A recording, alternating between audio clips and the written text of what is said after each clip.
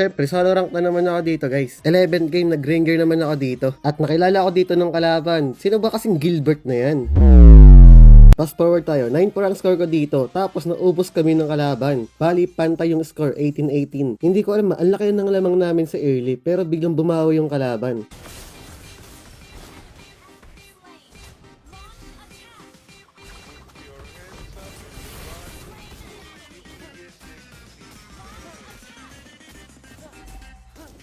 At pagtapos namin mag-dep, naubos na naman kami. Bali, walang mag-dep sa amin. Ang pinakamalapit na buhay dito, si Diggy.